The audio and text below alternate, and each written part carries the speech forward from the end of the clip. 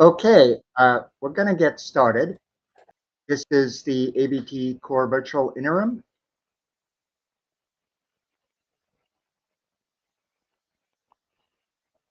A few meeting tips. To enter the queue, use the hand tool, which I think is still there. And you need to enable your audio separately to be heard. So you'll need to unmute yourself. You can also do video, but not required, separate from the audio. And please keep your audio and video off unless you're presenting or sharing, and use of a headset or an echo canceling speakerphone is recommended. So this is the IETF Notewell, a reminder of the IETF policies on topics such as patent or code of conduct. There are a list of documents that describe it, but by participating in the IETF, you agree to follow the IETF processes and policies. And we handle disclosures according to those policies. So among participant obligations is that when starting a presentation, you must say if there's IPR associated with your draft. And when asking questions or commenting, you must disclose IPR that your employer controls relating to the technology. There is RFC 6701 sanctions available for application to violators of the policy that describes potential consequences for violating these policies. A note on IETF guidelines for conduct. Meetings, virtual meetings, and mailing lists are intended for professional collaboration and networking as defined in these documents. If you have any concerns about observed behavior, please talk to the Ombuds team. We're available to help you. And please don't harass or otherwise engage in unprofessional behavior.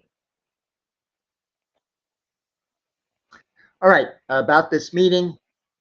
If you're here, you probably got the document info.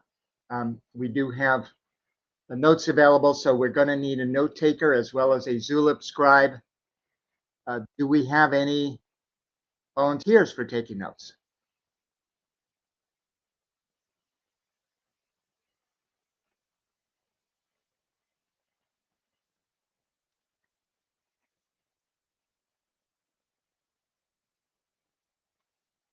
We do need a note taker, or else we won't be able to do anything after the meeting, be able to follow up or things like that, or remember what we did. So it is kind of important. For the Zulip scribe, Spencer, can you do that? I guess you're on Zulip.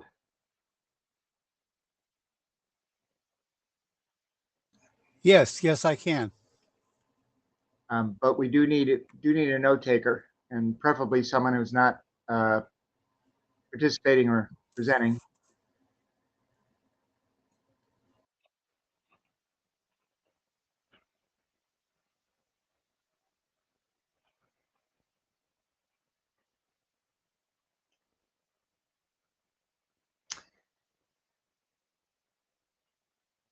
I should mention that Jonathan won't be with us today. He is on jury duty. So we do need a note taker. Bernard?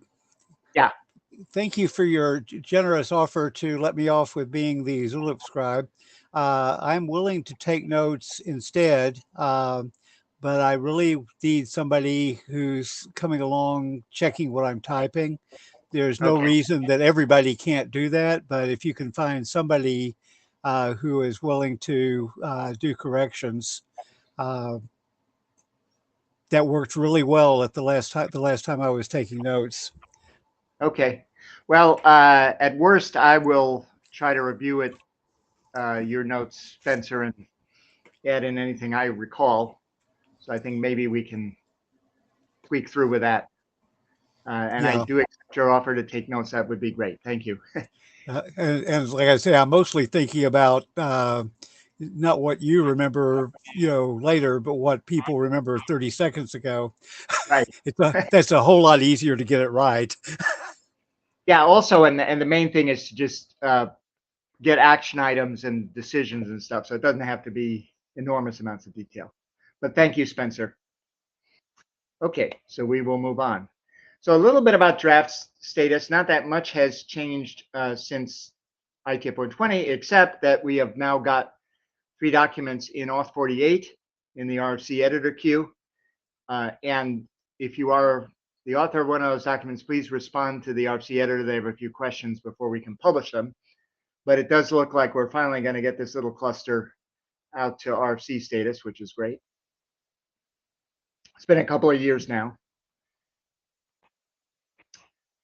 And a few things about documents also. We have completed IETF last call on the RTP payload registry document and the working group last call on the J2K document. Green metadata is now in working group last call, which will end on October 22nd. So please send us your comments on that. And we have recently adopted the volumetric media ROI document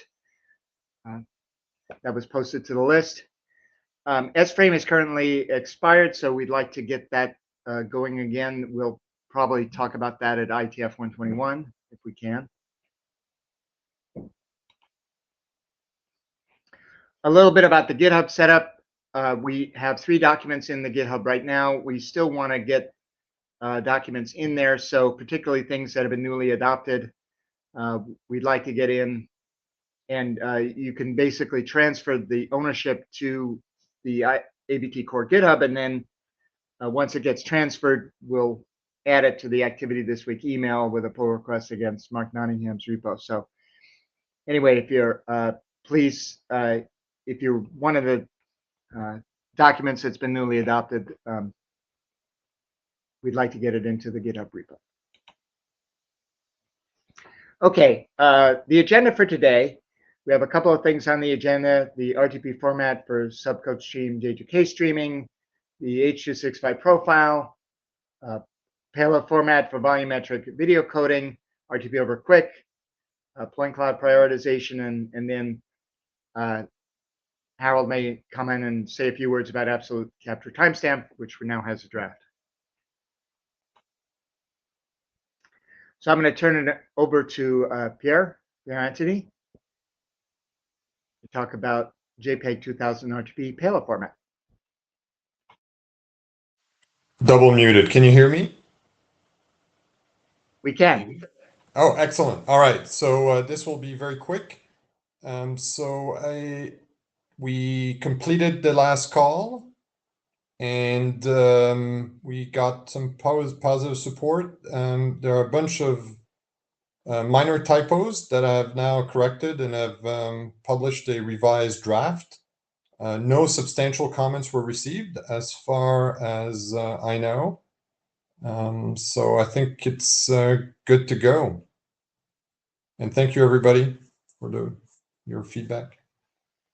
Yeah, I guess the one remaining thing we do need is to get a volunteer to act as a document shepherd and try to shepherd this document through all of the ISG and reviews and all that stuff. Do we have a volunteer for that? If we don't get one today, I can try to solicit one on the mailing list. Yeah, and by the way, Bernard, like I think it's probably not a good idea for me to serve as a shepherd, as the editor. Right. But I'd love to learn.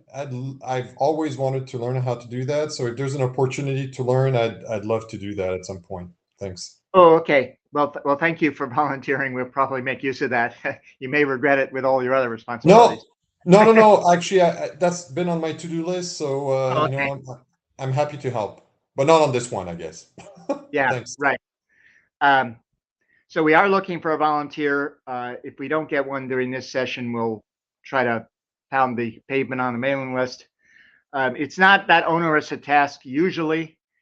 This document is a good one, I think, for people to introduce themselves, because I don't think it'll hopefully get into some of the arcane questions we've gotten to in other documents. But is there anyone who's interested in being a shepherd now, or we can try to gin one up on the mailing list? Okay, so in the notes, we can have an action item: chairs to continue to solicit a shepherd. And also, Pierre Anthony volunteers to maybe be a shepherd on another document, and we can go over that. So I think those are the two action items, and we can, Yeah. yes.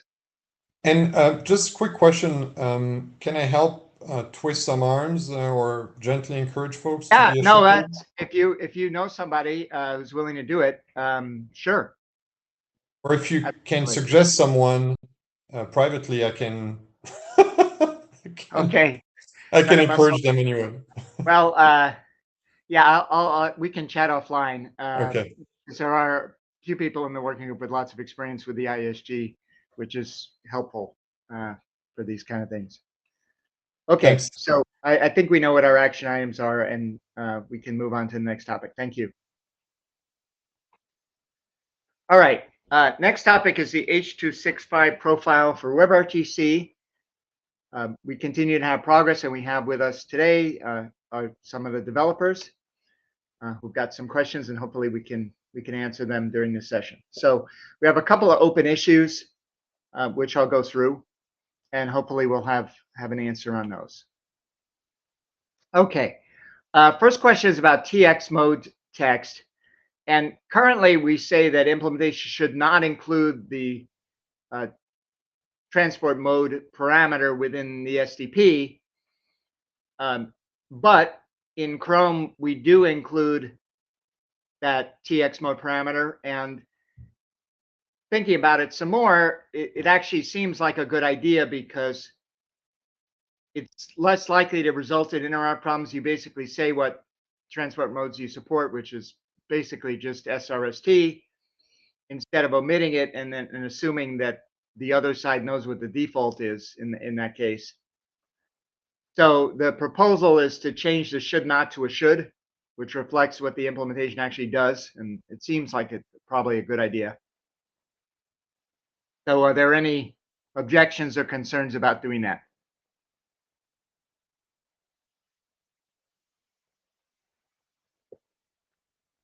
Okay, so that's a TX mode issue, and we'll change the should not to a should, which reflects what Chrome already does.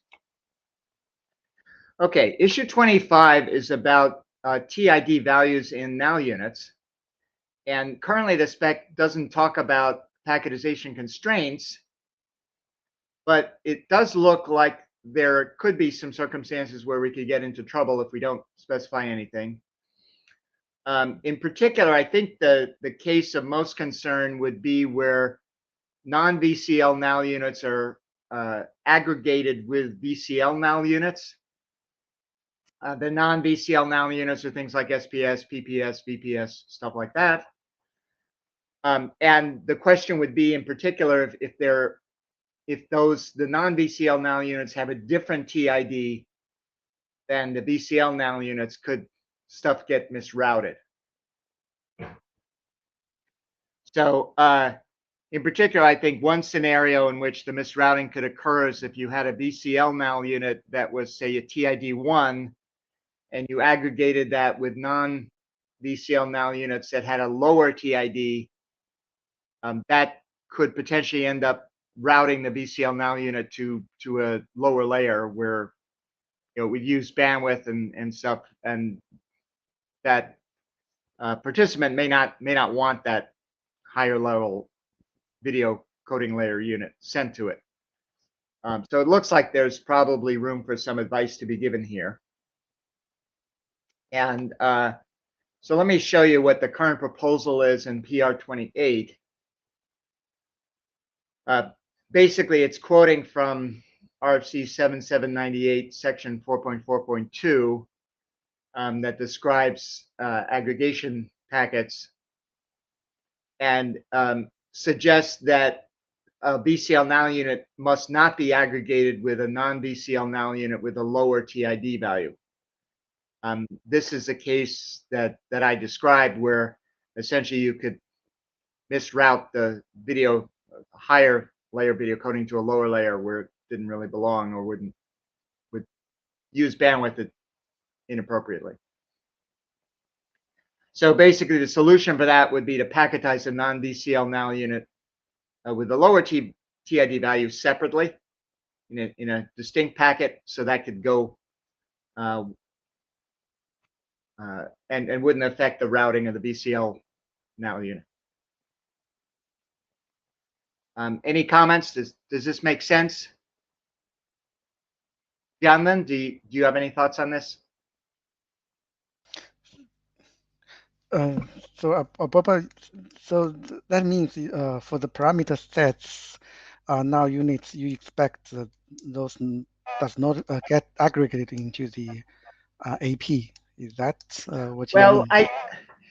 no, I think it's okay to aggregate them, but the problem would be is if the non-BCL null units, the parameter sets, were mixed with a higher layer BCL null unit. If you see what I'm saying, that's where, because in the aggregation packet, right, you use the lowest TID. That's what it goes in the header, payload header, and if the problem there is that the BCL null unit, say it was TID 1, if the parameter sets were TID 0, one of them were TID 0, then the whole aggregation packet would be TID 0. And then that's where I think it creates a problem, because that layer 1 BCL would get sent to somebody who was just on layer 0. But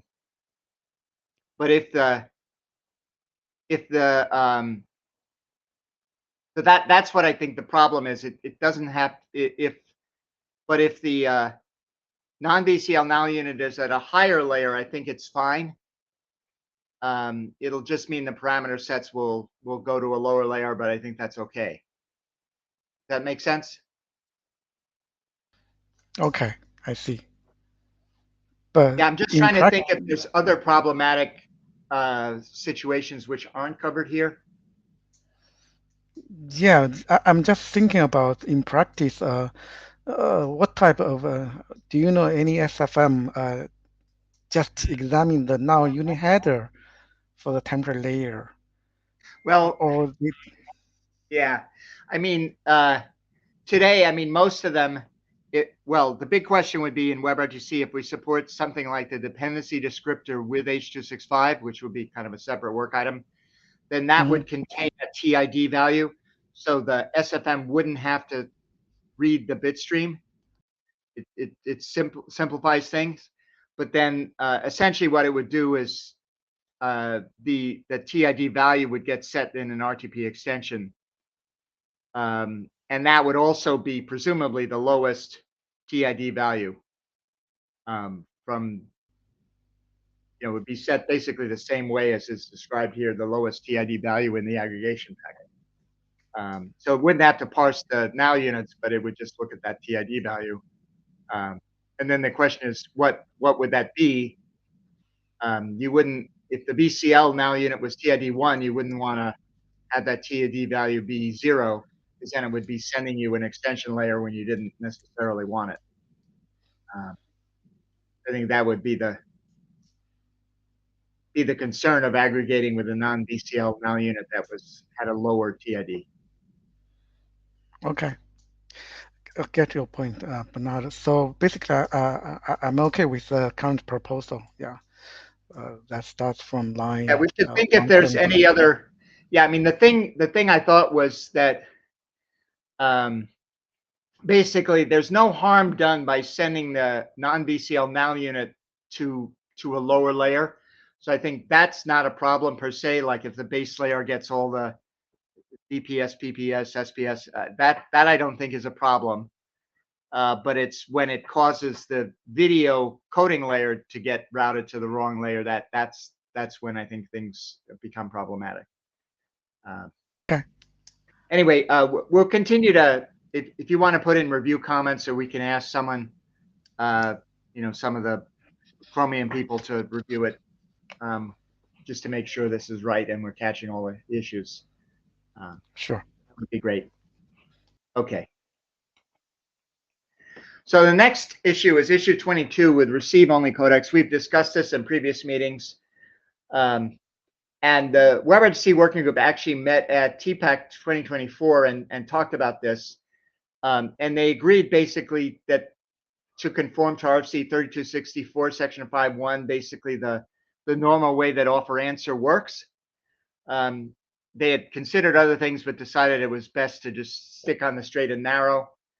And what that means is that send receive M lines will only include formats, which is the codec plus the FMTP parameters that can be both sent and received. And the send only M lines will only include formats that can be sent, and the receive only M lines will only include formats that can be received. So I think that is pretty simple, but then the question is what FMTP parameters are relevant for each codec. And basically, I think in the definition of formats, it would be the profile and tier plus the codec. That would define a codec, but a format, but the level ID would not be included in that. And so anyway, they created a tracking issue for all of the API changes that would be necessary to make sure it actually performs this way. And that's issue 3006 in W3C land. There's actually probably quite a bit of work that has to be done to make sure it actually works, which I don't think it does currently. And then we filed issue 27 relating to this spec to clarify the implications for H.265 support in WebRTC, and we'll get to that in a moment. So basically, it looks like there's no action item for our spec, and the W3C recognizes that they had the problem and they're going to fix it in the API.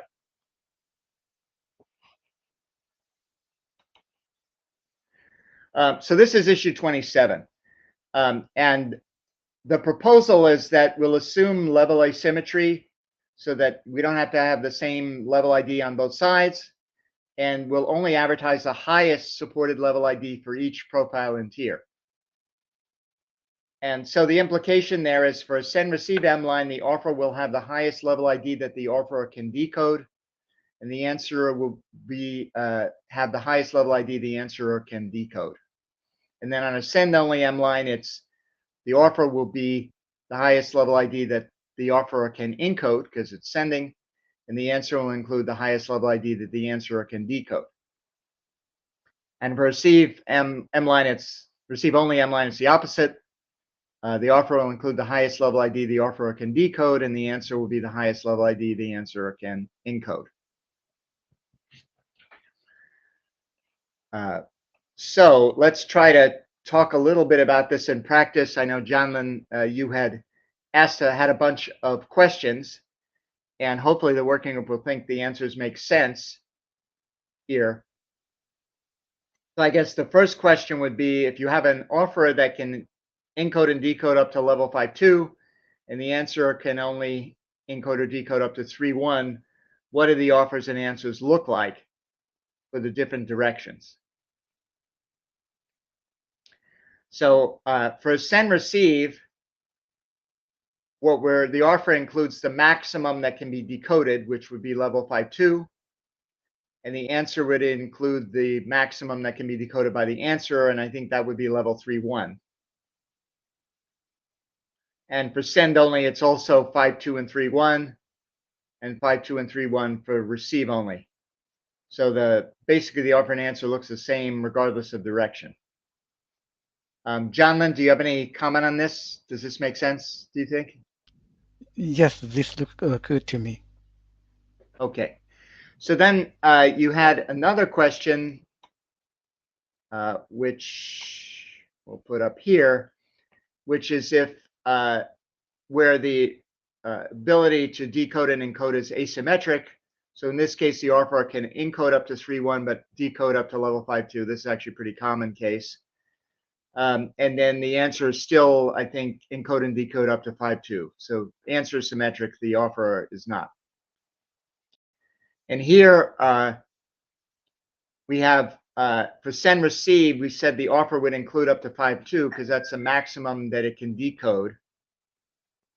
And the answer includes level 5.2 because that's the maximum the answerer can decode. And then for send only, the offer can only send up to 3.1, so that's what it puts in. And the answerer includes level 5.2 because that's the maximum it can decode. And then for receive, it's again 5.2 and 5.2, as in the send receive case. Does this make sense to you, Jonathan? So I'm just have some question about the send only answer, right? So I'm just wondering if the answer should pertain to level 3.1 when answering, right? So For here which you direction is this? Send, receive, or send only. send only? Okay. Yeah. I'm not sure what about the practice for AVC, but yeah, um, should we still answer 3.1 or Right. yeah? Yeah. For the send only case, yeah, it's um, right, because yeah, the offer says it can only encode up to 3.1. Do you answer with 5.2 because that's what you can decode, or do you answer with 3.1? Does anyone else in the working group have an opinion on this case?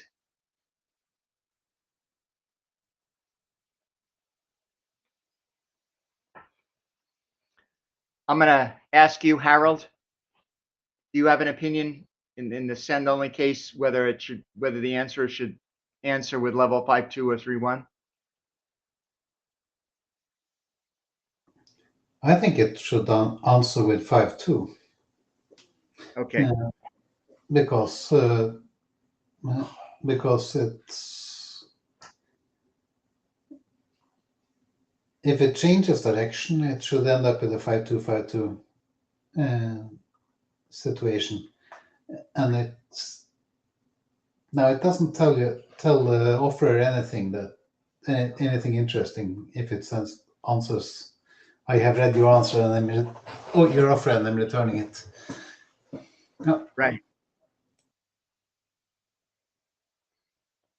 Okay. So basically, in implementation-wise, this is fine because for the standard side, we still know what we can encode, right? So it can degrade the level to 3.1 when sending the Right. stream. Yeah, it's only so going to this is fine. send 3.1. Yeah, even Mhm. if the answering says I can handle 5.2, because it's the offer can't send any more than that, can't encode any more. So yeah, it'll still send 3.1. Okay, so implementation-wise, this is fine. We will Yeah. follow this. Okay. So last question was this one, I think. Oops. Okay, and this one was a situation. Yeah, I think it's pretty. Yeah, okay. Yeah, this was So I where. think, Yeah, go ahead. I think it's similar. So as long as Yeah. we're allowed to have an answer higher level than the offer, then that's Right. fine. Yeah, basically we're allowing level asymmetry here for any of these cases. So they, yeah.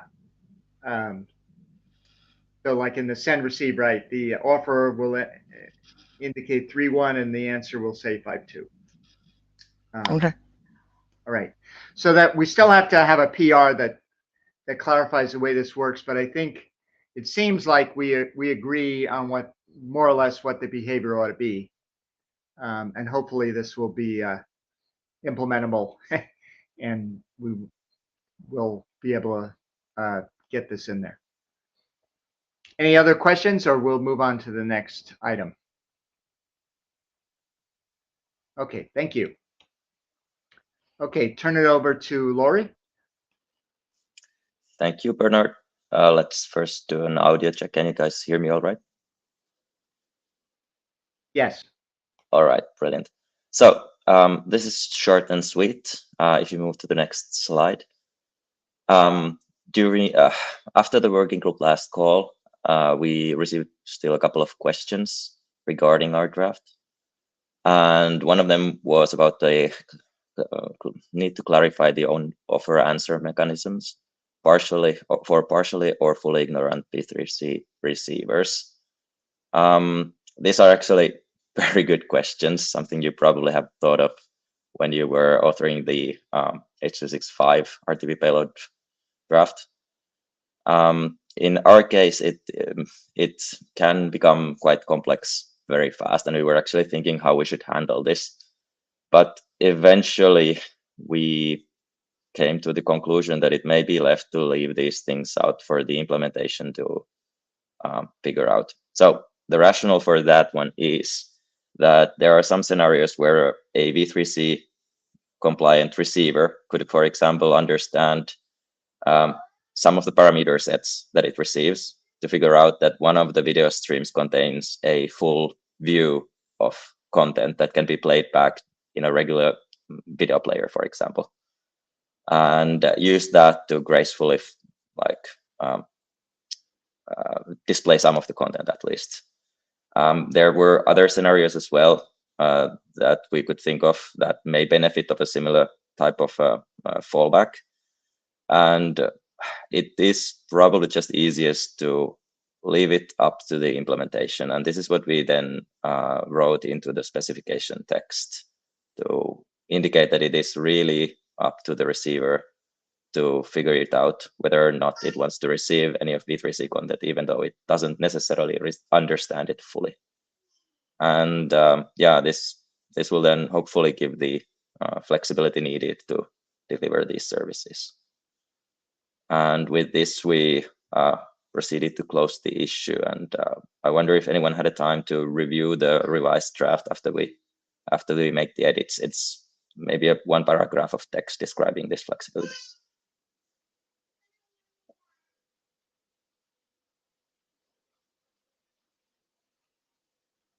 Well, yeah, I think it was late September when we made the changes, so probably people haven't had time to look it up yet. It's probably easiest to do diff between the previous version if you're interested in the exact wording, but should be good.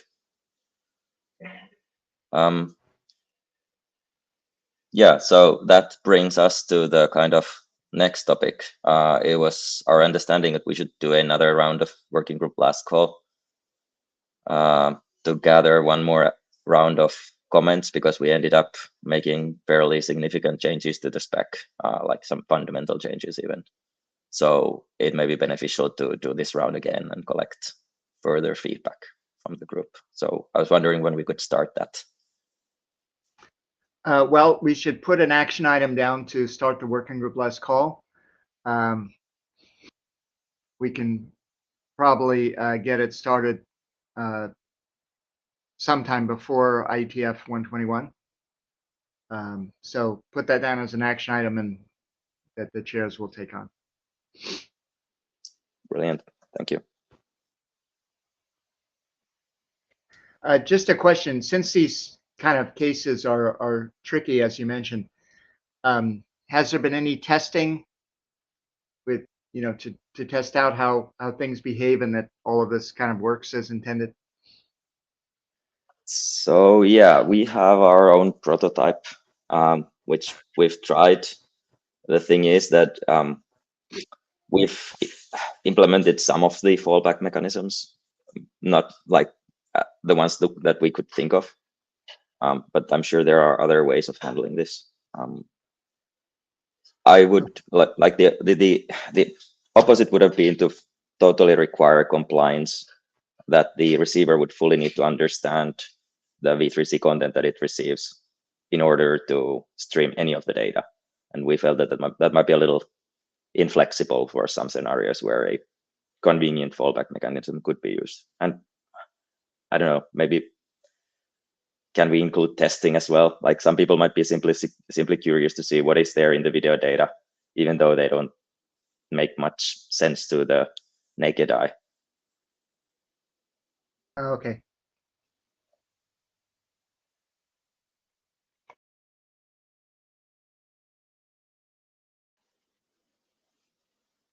Right. So if there are any more questions, do feel free to let me know and we can work on creating new issues. And that brings us actually to another point. We should probably move this into the IETF tracker, right? Oh no, the IETF GitHub.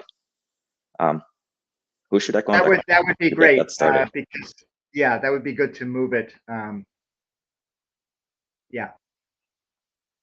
So we can help you figure out how to do that, and then we just need to make that PR to get it into the issues list. But that would be helpful, yes. So that's All right, actually let's another get it done. action item, is to move this into the AVTCORE GitHub.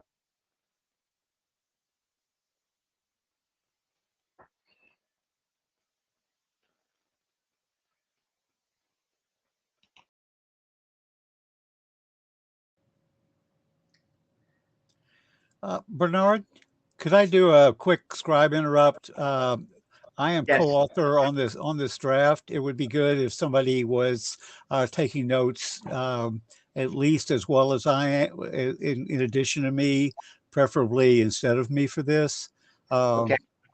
Because if I'm talking, then I'm writing down what I said. Thank you. Okay. Okay. Mathis, go ahead. All right. Yeah, hi. We have one issue about RTP over Quick, which we're going to discuss, and then some interop updates. So next slide, please. We already discussed RTCP in the meeting last time, and then we opened the pull request to 27, which adds some considerations for that based on the discussion in the meeting. But in the discussion on that pull request, Marcus brought up some more points that we then also discussed with Spencer and Jörg, and we would like to hear the input from the working group on these. The issues are basically like the first one is the queuing. Here I have 2 more slides and details on these 2 issues, but the first one is queuing within quick stacks, which may lead to different RTT measurements when you're using RTCP to what the actual RTT is, as it would also be observed by Quick. And then the second one is about overhead calculation for RTCP bandwidth measurements. Because when we use Quick, the overhead can't really deterministically be computed because of these points here. There's varying sizes of Quick packet and frame headers. RTP and RTCP packets may be coalesced into Quick packets, so we may have multiple of these. For example, small datagrams may be in the same Quick packet, and then it's unclear how this overhead would be shared between the packets. Then we may have fragmentation of RTP or RTCP packets when they're large. It's probably more an issue for RTP than for RTCP, but in UDP, they would usually be all sent over separate UDP datagrams, and in Quick, we may have larger packets that exceed the UDP and the MTU, sorry, and would then be packed into multiple Quick stream frames, which would be sent over multiple Quick packets. And then there are also retransmissions in Quick, especially for Quick streams and some other kinds of overhead in Quick that we are not really sure of how to accommodate that in the overhead calculation. Next slide, please. So we made this example calculation here. It's more for illustration what exactly the problem is.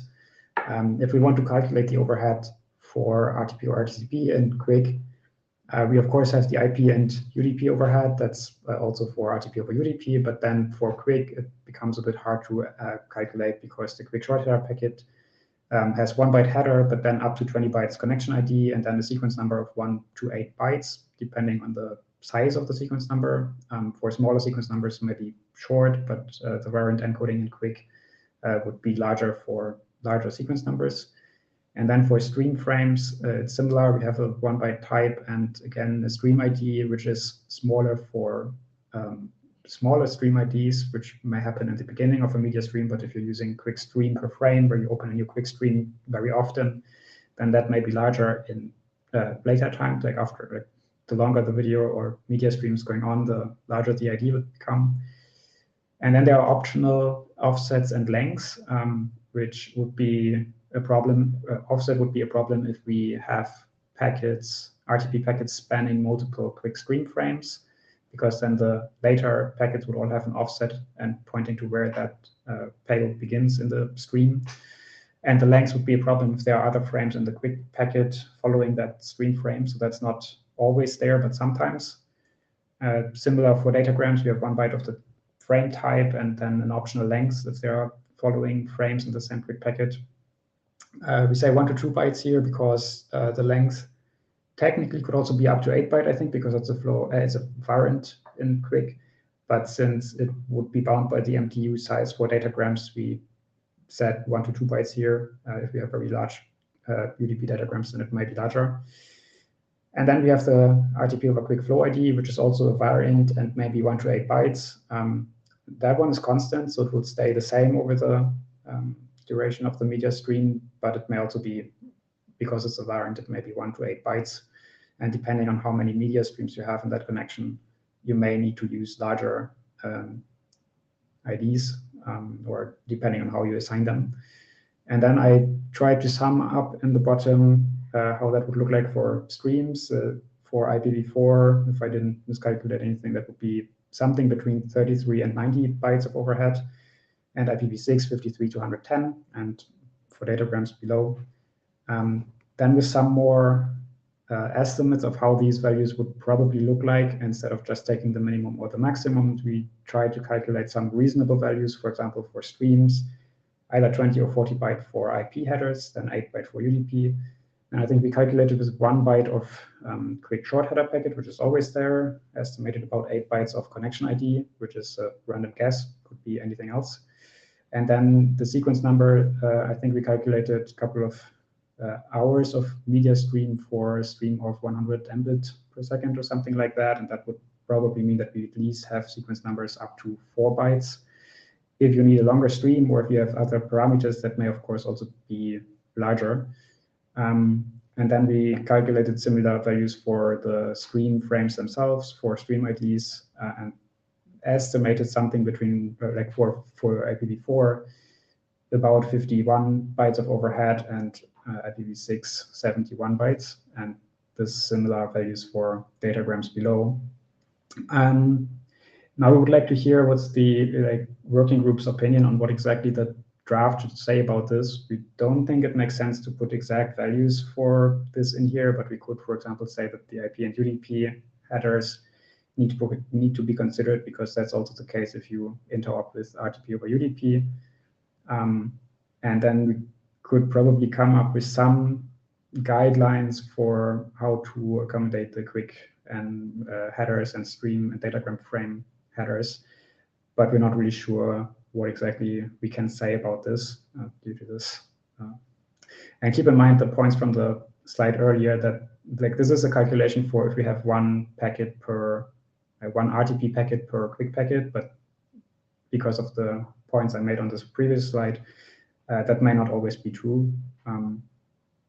Yeah, so we'd be happy to have any input from the working group on these in either 226 or 227. Or of course also now, if there's no one now, then I would go on with the next issue on the next slide. Yeah, queuing and priorities. If we send RTP or RTCP over some quick stack, then the quick stack may have some internal queue, and transmission timing for the packet, for the RTP or RTCP packet, cannot be controlled by the application in the same way as it would be over UDP. That depends a little bit on what the API of the quick stack is, but at least the ones I have worked with, it would work like this, that you have some kind of internal buffer. Then if you send RTP or RTCP packets on streams or also datagrams, the order between them is not really defined. It may be the order in that you also put them into the quick stack, but it may also be different. It probably, when you use streams, also depends on retransmissions. Like some packets kind of may pass by earlier packets if you have retransmissions for that earlier packet. I mean, because that's one of the features of quick streams, that you avoid head of line blocking, and in that case, of course, the packets may pass by each other before the earlier packet is completely transmitted. Then the streams itself, or also the datagrams, may be associated with different priorities, and that's again a thing that depends on the quick stack that you're using. And I think it's hard to make any normative language about this in our draft, because we can't really say what API should be there. We can only assume what may be there. So because of these different priorities, it may happen, for example, that you send out some RTP packets, and then when you send RTCP, you might want to send that at a higher priority, but that would mean that this RTCP packet would skip a lot of RTP packets that were sent earlier. And in sender reports, for example, you have references to these RTP packets, for example, to the highest sent RTP packet. And if these RTCP packets now skip ahead of these earlier sent RTP packets, then that might be quite confusing for statistics that you use RTCP for. So it's not really easy to explain how priorities in this case would work or would impact RTCP usage. And again, we would be happy on any input from the working group in these two issues, or like the issue 226 or the pull request 227. Bernard. Yeah, this issue of queuing and priorities has actually come up in other working groups as well, like in MOC, with a lot of the same concerns, right, about how datagrams and streams get prioritized relative to each other. So far, and it's actually been coming up in the web transport working group in W3C as well, trying to figure out what the appropriate needs are, or the requirements for the app to work best. So this seems like something that you're not going to solve per se, but if there's something that you think might help make things work better, then that might be the thing to talk about. Does that make sense? Yeah, I also think that we will not be able to solve this problem. I think we have, or in MOC, for example, I remember that they had discussions about prioritizing control messages, for example, because they're small. Right. And I think that's a problem for RTCP because of this case where you skip ahead earlier RTP packets, but also you don't want to not do prioritization between them because you may need priorities between different media streams. And as soon as you have priorities between these different media streams, you need to say how the RTCP streams would behave relative to these other two priorities. Yeah, that came up in Web Transport as well. Initially in Web Transport, they said, well, just prioritize the datagrams over the streams. And I guess, but then there was a question about whether different datagrams would have different priorities, or whether that would always be the desirable outcome, whether sometimes streams should have higher priority than datagrams. And a lot of it depended on what transport you wanted to use for the control data. So I guess, one example would be you put the RTCP in datagrams, assuming that the datagrams get priority, but that might not be true on all quick stacks. Yeah. So sure. anyway, it's kind of complicated.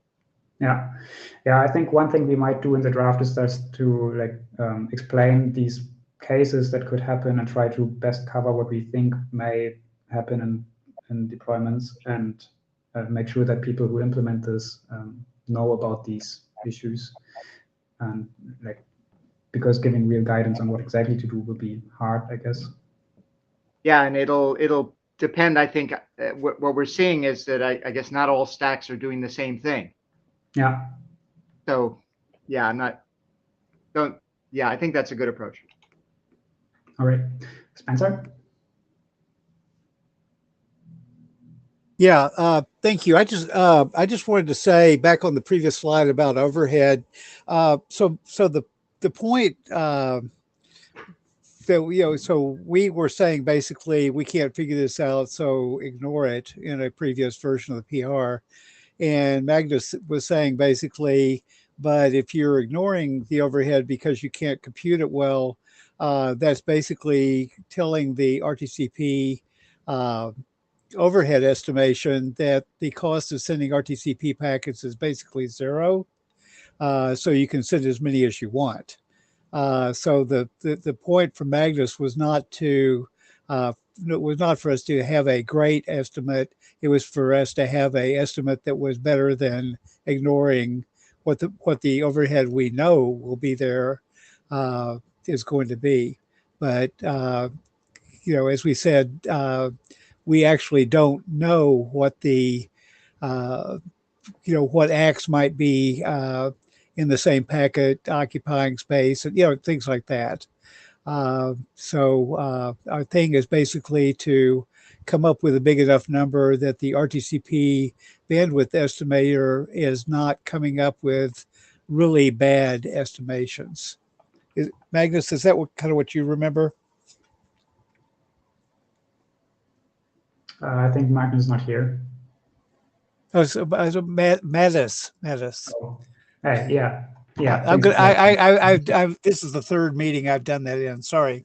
Oh, no, that's fine. No, I thought you tried to summarize Magnus's comments on the GitHub issue. So, Yeah, but yeah, that's, I agree with what you say. Yeah, thank you. All right. Yeah, we have one more point on queuing on the next slide, which we might put in there as a consideration that a more helpful API than having this queuing problem, or that would avoid this queuing problem, is if the quick stack provides you the API where you can send packets just in time, where it tells you now you can send a packet on the stream or datagram or whatever, and then you create this RTCP packet with the correct data in there. But that, of course, depends on the quick stack, and yeah, we might document this and it might be useful to have if it's there, but if it's not there, then the considerations from earlier apply. And Spencer. Sorry, I didn't turn any. Oh, all right. Okay, then we have some interop updates on the next slide. It's basically the same slide I showed last time, except that we got some more interop test cases working between our implementation and the BBC implementation.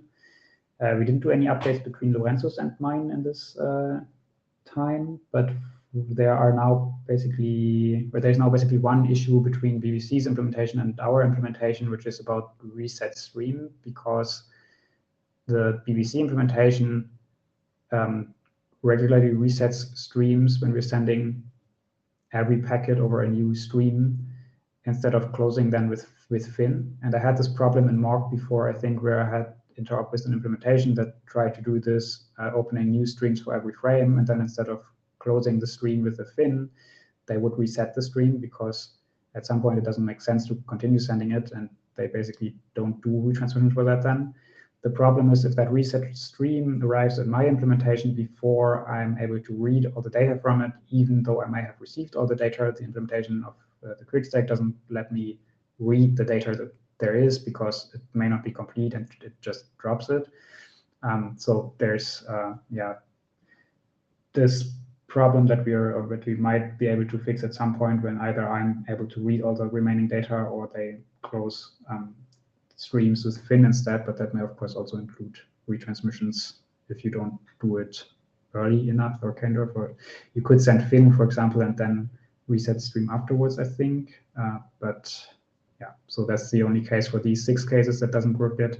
In the wiki that I have linked on the slide header, we have 2 more cases that talk about multiplexing different flows and multiplexing RTCP.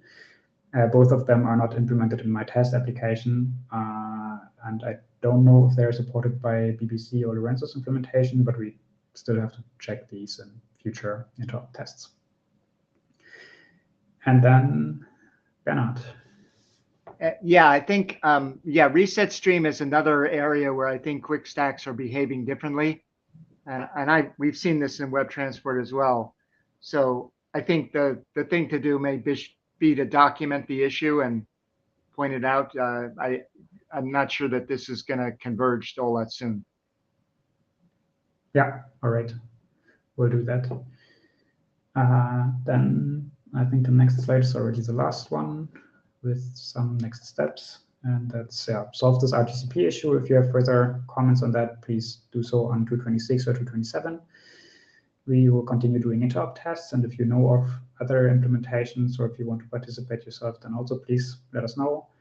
And then there's the SDP draft from Spencer that we're, of course, also going to continue working on. And I think that's all for RTP over quick for now.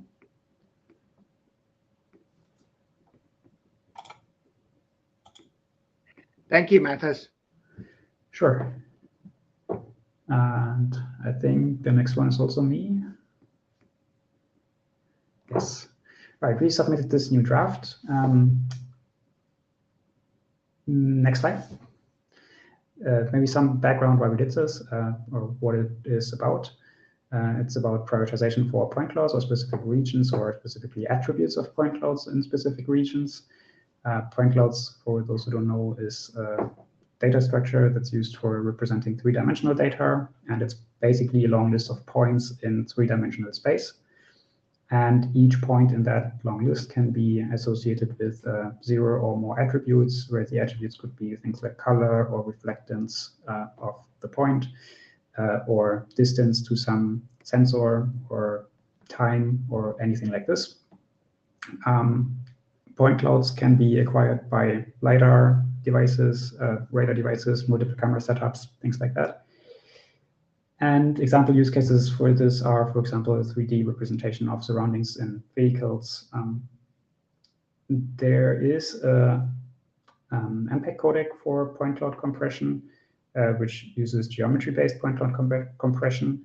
And last year in, I think, Prague, we presented a draft about RTP GPCC, which is basically an RTP payload format for the encoded representation of this GPCC codec. Now, we haven't updated that draft in some time, but we're probably going to soon, I guess, because we're still working on it. Next slide. So motivation for this draft now is that depending on the number of points you have in a point cloud frame, the bandwidth may become very large when you're streaming this in real time. And not all points in this point clouds, and specifically not all the attributes associated with these points, may be of equal importance for further processing. In some cases, it may be useful to focus on specific regions of that, or only on specific attributes for these specific regions. And therefore, we created these RTCP messages and multiple header extension that allow us to have a receiver request certain attributes or regions or priorities per region or attributes per region, or in the other way, have the sender tell the receiver what current attributes it's sending for specific regions and at what priority.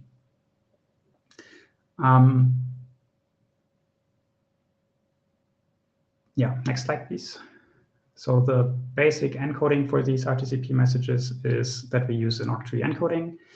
In octree is a data structure that's very commonly used for point clouds, and this data structure subdivides the three-dimensional space in 8 octants, and every node in this tree represents 1 octant, and every node has exactly 8 children, where every children represents one of the 8 sub-octants of that root node. This can be very easily represented as 1 byte per node, where you have 1 bit for every octant, and the bit basically indicates whether the sub-octant is present or not. And if it is present, then you continue the tree recursively in that child node until you arrive at a leaf node, which is encoded as a complete 0 byte because none of the children is present. And we use this to index certain regions in our point cloud. And optionally, we allow in the messages to define a bounding box of the octree. So implicitly, you would use the whole point cloud, but if you want to focus your region prioritization on a specific sub-region of the complete space, and you may use this bounding box to further reduce this earlier. Yeah, next slide, please. So the message format itself is, as I said, to be used for exchanging real-time screen parameters for real-time screened point clouds. And these parameters could be prioritization of regions, or resolution for specific regions, or point attributes for specific regions, or other parameters that we might come up with in the future. The RTCP message itself consists of a very small header, which is 1 byte of flags for signaling the presence of certain parameters. And then afterwards, we have this absolute or relative octree encoding that I described on the slide before. And that octree encoding references certain regions in the point cloud by these leaf nodes that I mentioned. And for every leaf node, we afterwards can include certain parameters encoded as either priority or attributes or level of detail or whatever. And the priority that or the 3 parameters that we currently defined, I actually defined 2, and one of them is work in progress, is priority, which is currently just 1 byte in priority. If we need more, we may add more, but at the moment, this is basically 1 byte for every leaf node that I described earlier, and then we have the priority for every region in there. And then we have attributes, and for attributes we need some external signaling, because attributes may be really anything, and then you want some signaling to describe what attributes are there. But then once you describe that, you can use a simple bit mask to have bits set for the attributes, and then you need to signal the semantics for every bit. For example, bit 1 means color is present or not present, and so on. And then if the attributes encoding is present, we would add, again, 1 or more bytes, like depending on how many bytes you need for the bit mask. We would add that many bytes for the regions that are present in the preceding octree encoding. And then level of detail is something that we would like to add, but we haven't defined exactly how we want to do this yet, which would basically mean the resolution of this sub-region in the point cloud. All right, I think that's all for this. The next slide, for these messages and the header extension, we also define some signaling. I'm not an expert on signaling, so maybe please tell me if this is wrong, but I think what we need to define is an RTCP feedback parameter for this encoding request message. And then for the RTP header extension, URN, this is currently in the draft, may of course be changed over time if something else fits better. But what's not defined in the draft yet in signaling is the attribute bit mask that I mentioned earlier. But yeah, I think that's all. Any questions or comments?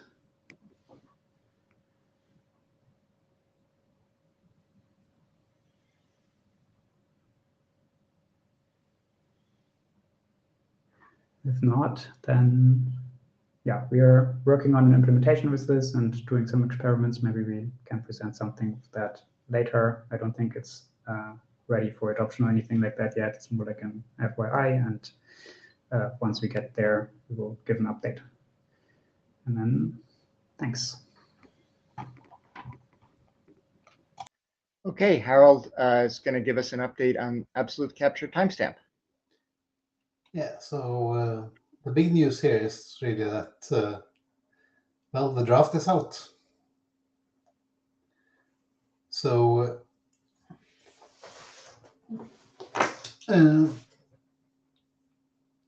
back to these slides are from the previous presentation of it, and the problem to be solved is kind of when you get video or the audio data, how old is it? I mean, how does the displaying system know the time at which a frame was captured? And lots of things contribute to this being somewhat hard to measure. And the solution that we have experimented with and I think is worthy of further consideration is the absolute capture timestamp. Next slide.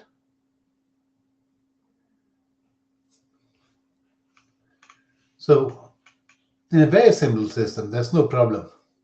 You just send the data and estimate the RTT and hope that the travel time is symmetric. That's enough to figure out what a timestamp means in terms of the receiver's clock. I mean, there are two uses of this really that we have identified. One is synchronization between sources, so that even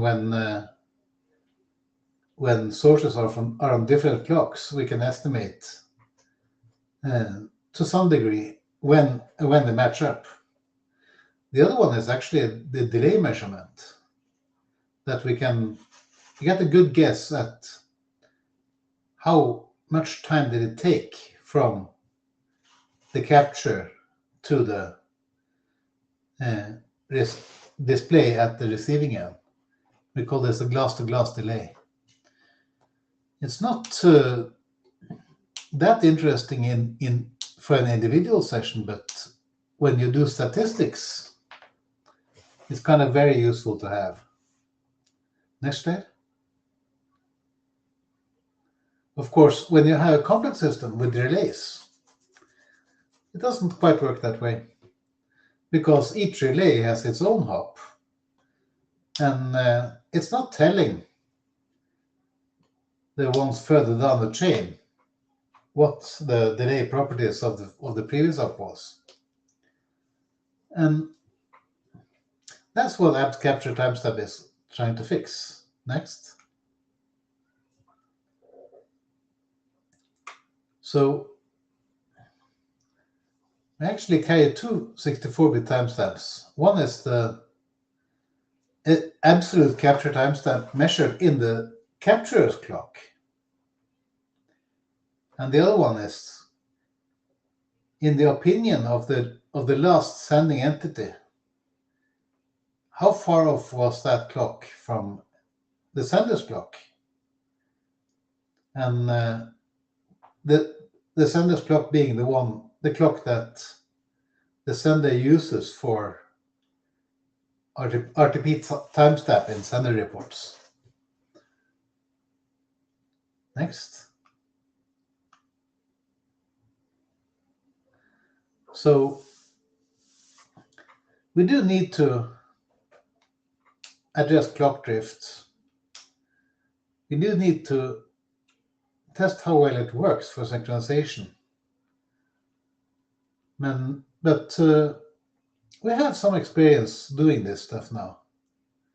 And it's giving numbers that are useful in managing a video conferencing system.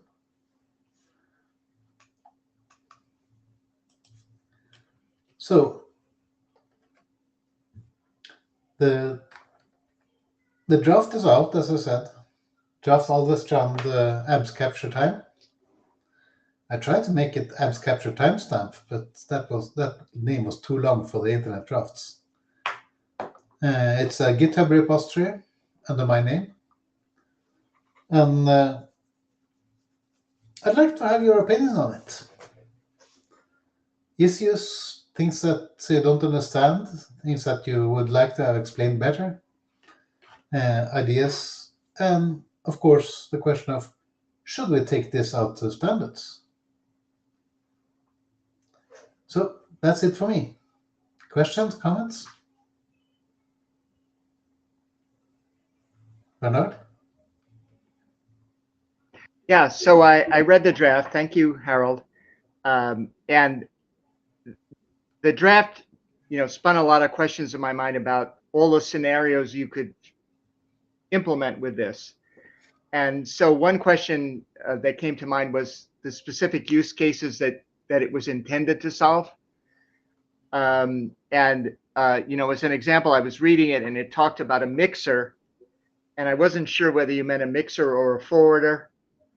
And also within a conferencing system, I believe this gives you the ability to essentially line up all of the sources on the forwarder's clock. But so that would allow you to do a bunch of things like synchronize the audio if people were playing in some kind of distributed concert or something. I didn't know that was the use case you were trying to solve necessarily. But so that was my question, is kind of understanding the different use cases that you specifically had in mind. Yeah. So the specific use cases where audio-video synchronization and measuring glass-to-glass latency, so that we could see whether or not it was appropriate. So you meant audio-video sync for a given participant, like syncing your audio and video, not syncing everyone's audio and video. Syncing your audio and video. That's almost trivial, but if you have mixers in the mix that don't have exactly the same delay for both, it might be more complicated. Or if the audio and video are synced, are clocked off different clocks, as sometimes happens. The other use case where such synchronization is highly useful is actually room echo cancellation, where if you have multiple mics in one room and multiple speakers, then trying to align the audio and video signals in order to cancel echo from and bleed over from all of them is a bit easier when you have a reasonable estimate of clocks. There are weaknesses in IETF too.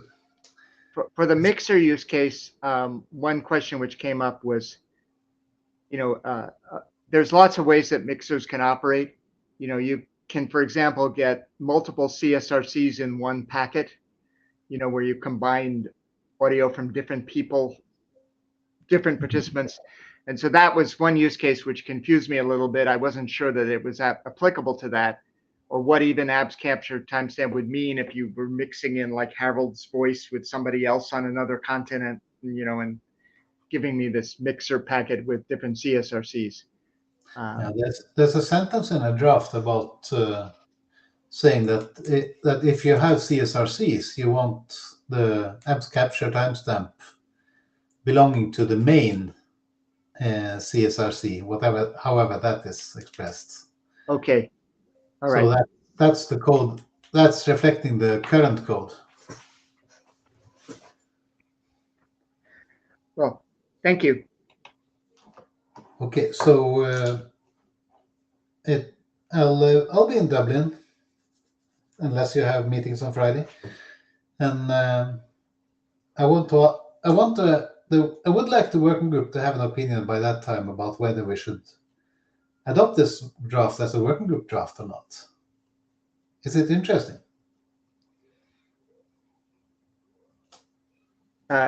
Is that a request to actually run a call for adoption?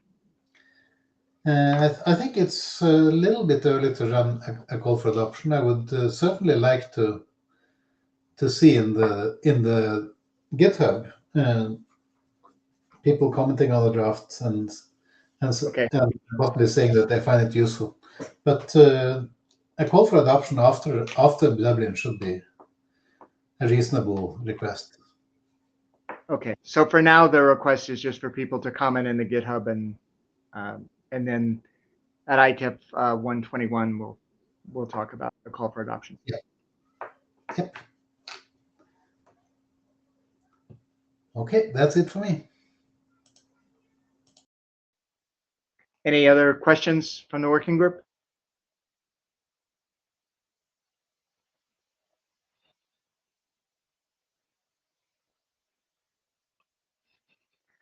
Okay, thank you, Harold. All right, I think we've reached the end of the agenda for today. Maybe we could chat a little bit from the note takers about the action items that we have, and make sure that we've got everything down for follow-up.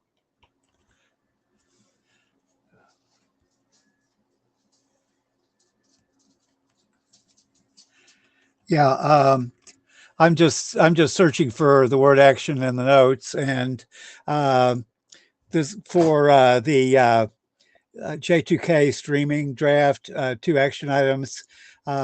One for the chairs to recruit a document shepherd, and just one noting that Pierre Anthony has offered to help find a shepherd. And on the V3C draft, for the chairs to start a second working group last call before IETF 121, and for the chairs to work with Larry to move this draft into the AVTCORE organization.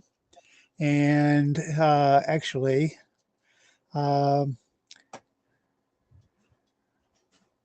cool. And then one last one at the bottom for the working group to have opinions about whether the absolute capture timestamp draft is useful by IETF 121, and comment in GitHub.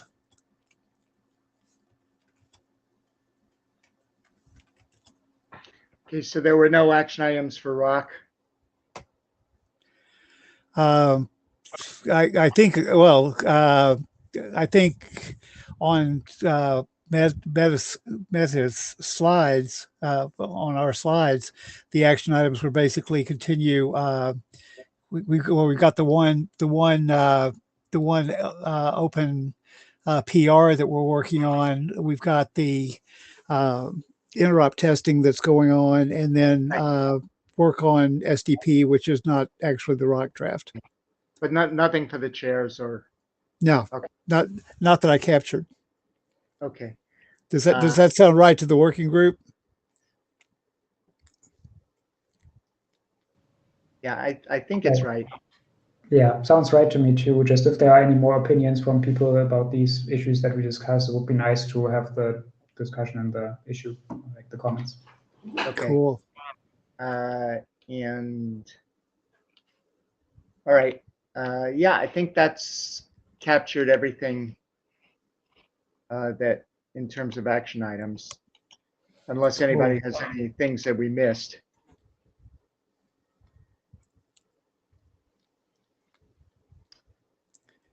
Okay. All right. Thank you, Spencer. Always a pleasure. Okay. I think we're done for the day unless anybody has any questions or other action items to bring up. Okay. We'll see everyone at IETF 121. Thank you. Make good choices. Bye. Bye.